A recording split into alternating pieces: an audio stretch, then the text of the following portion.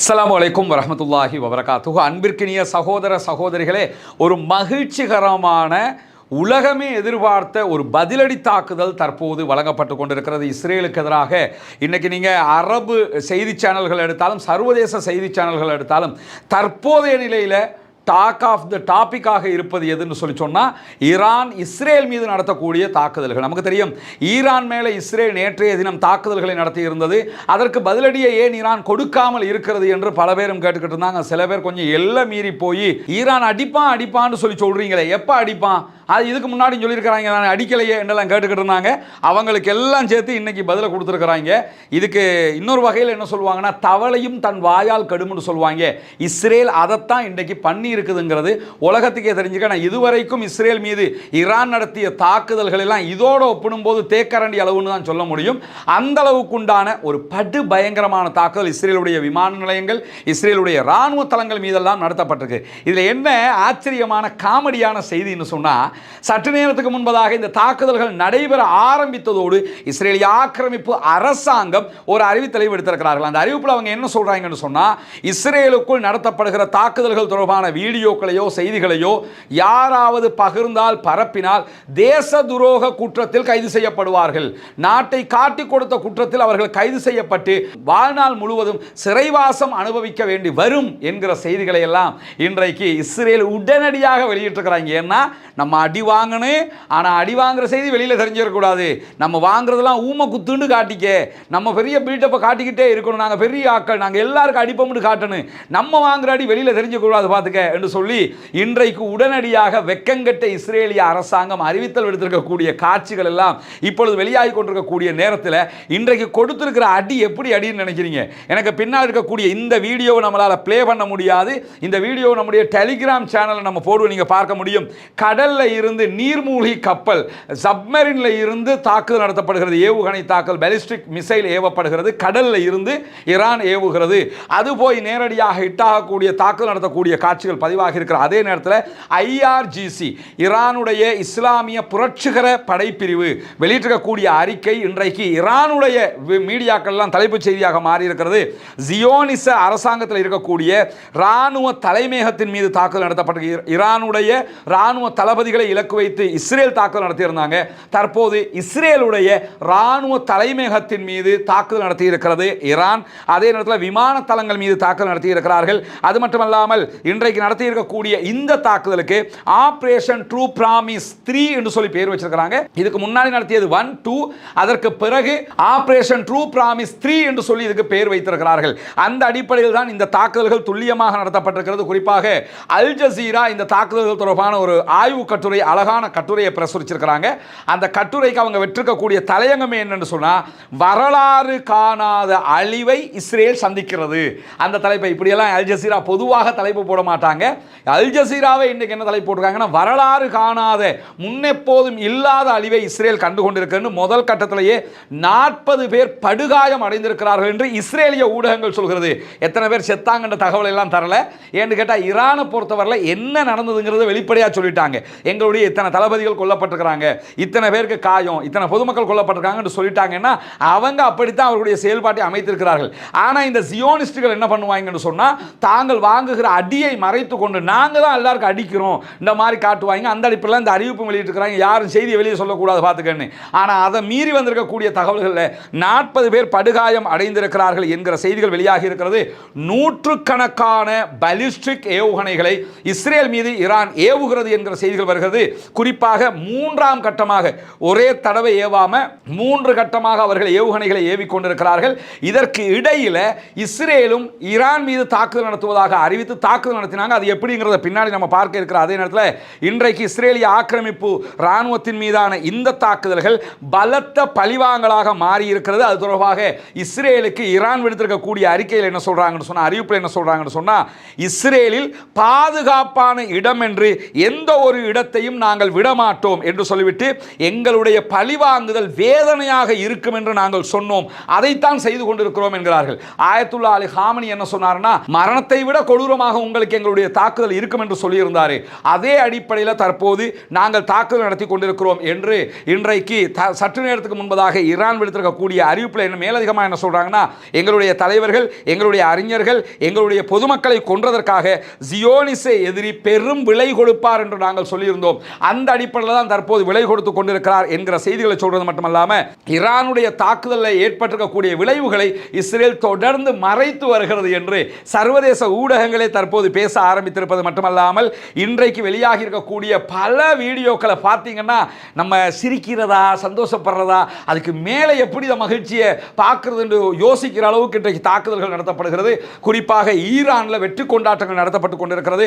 லெபனானில் இருக்கக்கூடிய மக்கள் வீதியில் இறங்கி வெற்றி கொண்டாட்டங்களை நடத்தி கொண்டிருக்கக்கூடிய நேரத்தில் ஈரானுடைய 6 இடங்களில் இஸ்ரேல் தாக்குதல்களை நடத்தி இருந்த நேரத்தில் ஈரான் இஸ்ரேல் மேலே 9 பகுதிகளில் தாக்குதல்களை நடத்தி இருக்கிறது என்கிற செய்திகளை இஸ்ரேலுடைய ஊடகங்களை வெளியிட்டிருக்கிறது. இஸ்ரேலுடைய வாலா நியூஸ் ஏஜென்சி வெளியிட்டிருக்கக்கூடிய செய்திகளை 3 கட்டங்களாக 3 வேவ்ஸாக நூற்றுக்கணக்கான ஏவுகணை தாக்குதல்கள் நடத்தப்பட்டது என்கிற செய்திகளை பதிவாக்கி இருக்கிறார்கள். அது மட்டுமல்லாமல் ஈரானுடைய புரட்சிகர காவலர் பிரிவினுடைய புதிய தளபதி, ஏற்கனவே இருந்த தளபதியை இஸ்ரேலுடைய தாக்குதல் அவர் கொல்லப்பட்டிருக்கிறார். புதிய தளபதியாக பொறுப்பெடுத்திருக்கக்கூடிய அகமது வாஹிதி வெளியிட்டிருக்கக்கூடிய அறிக்கையில் என்ன சொல்றாருன்னா, ஜியோனிச கொலைகார அரசாங்கத்துக்கு எதிராக எதிரிக்கு எதிராக நரகத்தின் வாசல்களை நாங்கள் திறந்து வைத்திருக்கிறோம். அதனால தான் இந்த தாக்குதல்கள் நடத்துகிறோம். நாங்கள் அடிக்க வேணாம்னு நாங்கள் ஒதுங்கி போன நேரத்தில் வேண்டுமென்று வீம்பாக வம்பிழுத்து தாக்குதல் நடத்தினீங்க, அதற்குத்தான் இந்த தாக்குதல்களை தருகிறோம் என்று சொன்னவங்க இன்னைக்கு என்னன்னா F-35 விமானத்தை எல்லாம் சுட்டு வீழ்த்தலாமா என்றெல்லாம் சில பேர் கேள்வி எழுப்பிக்கிட்டு தெரிஞ்சிருந்தாங்க.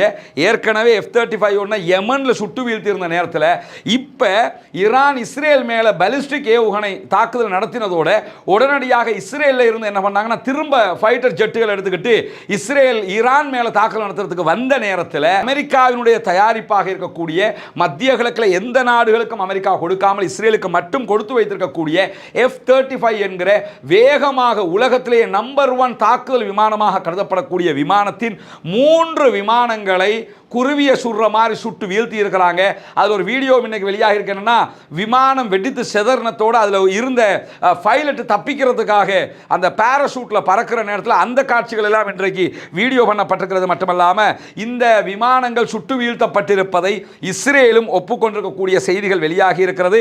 அது மட்டுமல்லாமல் இன்றைக்கு இஸ்ரேல் மேலே ஈரான் நடத்தி இருக்கக்கூடிய தாக்குதலில் ஹைலைட் என்னன்னு கேட்டால், இஸ்ரேலிய அதிகாரிகள் தாக்குதல் தொடர்பாக நடத்திய முக்கியமான மீட்டிங்கை இலக்கு வைத்து தாக்குதல் நடத்தி இருக்கிறார்கள். இதுல இருந்து என்ன தெரியுதுன்னு கேட்டா, ஈரானுக்குள்ள மொசாத் ஊடுருவியது, அப்படி நடத்தியது, இப்படி நடத்தியதுன்னு சொன்னாங்களே, இப்போ இஸ்ரேலுக்குள்ள ஊடுருவி நிற்கிறான். அவங்க இன்னைக்கு எங்க மீட்டின் போடுறாங்கிற வரைக்கும் தெரிந்து கொண்டு இன்றைக்கு தாக்குதல்களை நடத்தி இருக்கிறார்கள் என்கிற செய்திகள் வெளியாகி இருப்பது மட்டுமல்லாமல் இஸ்ரேலுடைய இராணுவ விவகாரங்களுக்கான கட்டிடமும் இன்றைக்கு இலக்கு வைக்கப்பட்டிருக்கிறது என்கிற செய்திகள் வெளியாகி இருக்கு. இன்னைக்கு வெளியாக இருக்க வீடியோக்களை பார்த்தீங்கன்னா இஸ்ரேலுக்குள்ள வெட்டில் தான் அந்த மாதிரிக்கு அவ்வளவு கட்டிடங்கள் வெடித்து சிதறுகிறது. சாதாரணமான தாக்குதல் கிடையாது. இஸ்ரேலியர்களால் ஜீரணிக்க முடியாத ஒரு பதிலடி தாக்குதல்களை சிம்ம சொப்பனமாக இஸ்ரேல் மீது ஈரான் நடத்தி இருக்கிறது. இங்க நீங்க பார்க்கலாம், நம்ம காட்டுகிற இந்த வீடியோ வந்து கடல்ல இருந்து ஏவப்படுகிற காட்சியை தான் நீங்க பார்க்குறீங்க. பாலிஸ்டிக் ஏவுகணை ஏவப்படுகிற காட்சி. அதை நமக்கு ப்ளே பண்ண முடியாது. இந்த வீடியோ நம்முடைய டெலிகிராம் சேனலில் நம்ம போடுவோம். இங்க நீங்க பார்த்தீங்கன்னு சொல்லி சொன்னா வெடித்து சிதறி இருக்கக்கூடிய கட்டிடத்தினுடைய வீடியோ காட்சி தான் இது. இதில் நான் காட்டுற போட்டோவாக தான் உங்களுக்கு நான் காட்டிக்கிட்டு இதில் வீடியோக்களை நம்முடைய டெலிகிராம் சேனலில் மொத்தமாக இந்த வீடியோவுக்கு பின்னாடி நம்ம போட்டு விட்டுருவோம். அதில் நீங்க பார்க்க முடியும். இங்க நீங்க பார்த்தீங்கன்னா டெல் அவீவுக்குள்ள போய் விழுந்து வெடிக்கிற காட்சியை நேரடியாக பதிவு செய்யப்பட்டிருக்கிறது. இதை நீங்க எடுத்துக்கிட்டீங்கன்னா இஸ்ரேலுடைய ஊடகங்களை வெளியிட்டிருக்கக்கூடிய வீடியோ காட்சி அங்க எவ்வளவு அழிவுகள் ஏற்பட்டிருக்கிறது என்பதுதான் இதிலே பதிவாகி இருக்கிறது. இங்க பாத்தீங்கன்னா மழை பொழியிற மாதிரி ஈரானுடைய பாலிஸ்டிக் ஏவுகணைகள் வருகிற காட்சிகள் பதிவாகி இருக்கிறது. வந்து அட்டாக் பண்ணுகிற காட்சிகளும் இந்த வீடியோவில் பதிவு செய்யப்பட்டிருக்கிறது.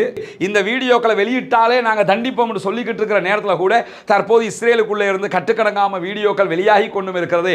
என்னதான் மறைக்க நினைச்சாலும் எவ்வளவுதான் மறைக்க முடியும் என்கிற அடிப்படையில் ரொம்ப நேரடியாகவே வீடியோக்கள் வெளியாகி வெளியாகி கொண்டிருக்கக்கூடிய காட்சிகளை நம்ம பார்க்க முடியும். இது ஈரான் அட்டாக் பண்றான், கவனமாயிருங்கன்னு சைரன் ஒலி எழுப்பி இருக்கக்கூடிய காட்சிகள் தான். இதை என்ன போனா இன்னைக்கு விடிஞ்சு போயிடும். அந்த அளவுக்கு அட்டாக் சம்பந்தப்பட்ட அறிவுறுத்தல்கள் அவர்களுக்கு வழங்கப்பட்டிருக்கிறது. இங்க நீங்க பார்க்கலாம், வெடித்து சிதறுகிற காட்சிகள் பதிவு செய்யப்பட்டிருக்க டெல் அவிவ்ல இது அவர்களுடைய ஊடகங்களை வெளியிடக்கூடிய காட்சிகளாக இவை எல்லாம் இருக்கிறது. எனவே முற்பகல் செய்யின் பிற்பகல் விடியும் என்று சொல்லுவார்கள். அதே மாதிரி நேற்று அவர்கள் கொடுத்ததற்கு இன்றைக்கு பதிலடி கொடுக்கப்பட்டிருக்கிறது. ஈரானை பொறுத்தவரை இன்னைக்கு கொடுத்திருக்கிற பதிலடி இதுக்கு முன்னாடி கொடுத்த பதிலடிகள் மாதிரி கிடையாது. எனவே ஈரான் சொன்னதை செய்திருக்கிறது. ஈரானோடு மோதுவது சாதாரணமானது அல்ல என்பதை இன்றைக்கு அமெரிக்காவும் அமெரிக்காவினுடைய நேச நாடாக இருக்கக்கூடிய இஸ்ரேலும் புரிந்து கொண்டிருப்பார்கள் என்பதை தாண்டி யாருமே சுட்டு வீழ்த்த முடியாது என்று சொல்லியிருந்த F-35 விமானங்கள் சுட்டு வீழ்த்தப்பட்டிருக்கிறது என்பதே ஈரானுக்கு எவ்வளவு பலம் இருக்கிறது என்பதை உலகத்திற்கு காட்டுகிற செய்தியாக இருக்கிறது. அதை தாண்டி இன்றைக்கு ரஷ்யா மிகப்பெரிய ஒரு கண்டனத்தை ஈரான் மீதான தாக்குதல் தொடர்பாக தெரிவித்திருக்கிறது. ஈரான் மீதான அத்துமீறிய தாக்குதலை நாங்கள் பொறுத்துக்கொள்ள மாட்டோம் என்று ரஷ்யாவும் சொல்லியிருக்கிறது. இணைந்திருங்கள். ரஸ்மின் MISA நியூஸ் மற்றும் ரஸ்மின் MISA அப்டேட்ஸ் ஆகிய 2 சேனல்களையும் சப்ஸ்கிரைப் செய்யாத சகோதரர்கள் சப்ஸ்கிரைப் செய்து இணைந்து கொள்ளுங்கள்.